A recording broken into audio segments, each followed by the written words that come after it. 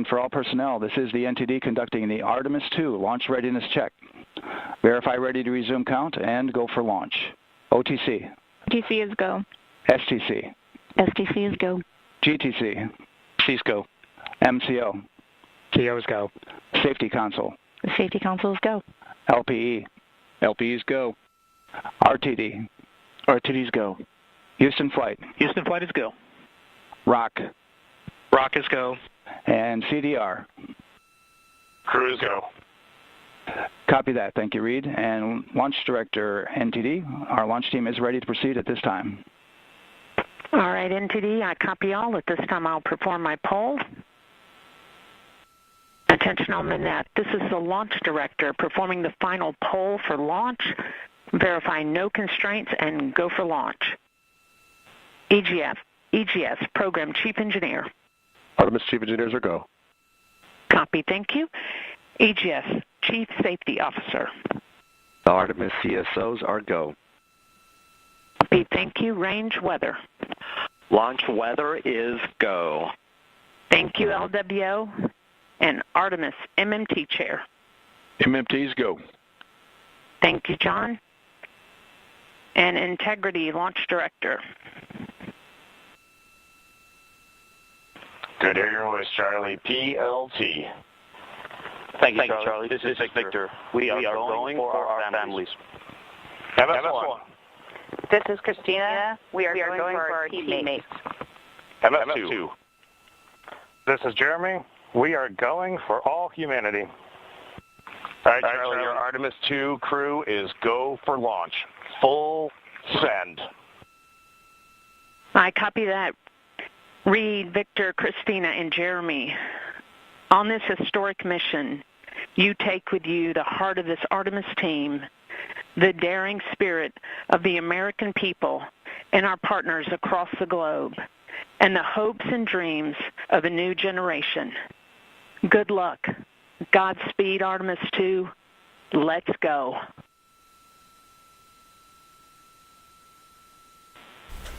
And in all right, super exciting here. We have a go for launch here. Yes, sir. All the checkdowns went as planned. Proceed with countdown. And we're going to start seeing this clock move again here.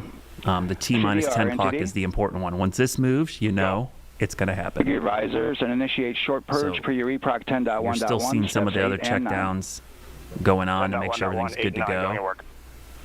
Copy. We had a little battery issue. That was what we expected. The sensor. Sometimes what happens in these issues, the sensor's bad, not the actual instrument. Well, there you heard it.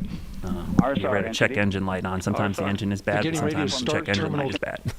And in this case, it was a sensor that was bad, not the actual batteries.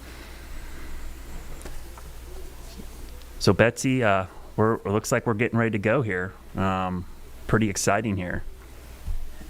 I'm glad they didn't have my microphone up. I was hooting and hollering in here. I know. I was clapping to myself too, so I probably looked ridiculous. Gathered around some monitors, and everybody is watching. Let's take you through this next 10 minutes. Yeah. A few of the milestones.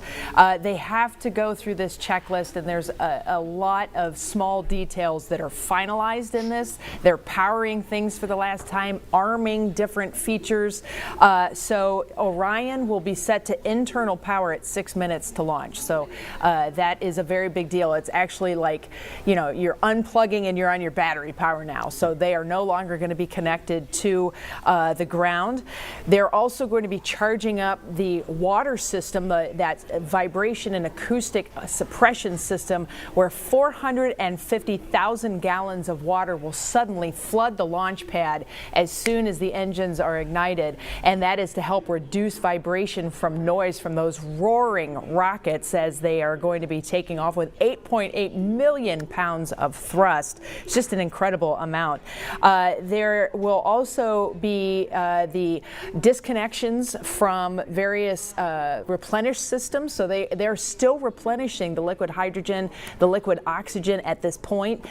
So they will close those connections right before launch. So everything is basically what you get is what you get, and that's what we're going to go with. They will switch over to internal internal booster power for those 2 giant solid rocket boosters. And then they are going to be starting the actual countdown at 30 seconds for that flight computer and the automated launch sequencer. So that's when everything kind of goes into automatic mode. 12 seconds, the hydrogen burn-off will start. So you'll see all these little sparks that start to fire up right underneath the rocket, and that's for any leftover hydrogen that could be lurking near the pad.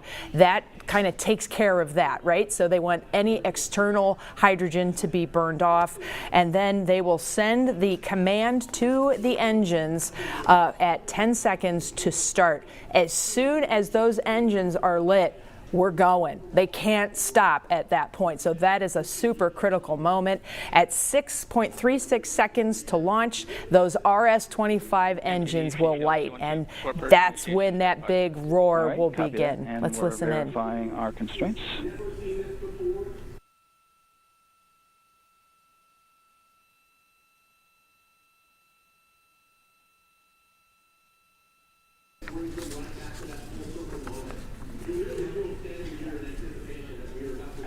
All right, and we're clear from So they have not yet started that clock. And with that, we're going to resume the clock momentarily. Here we go.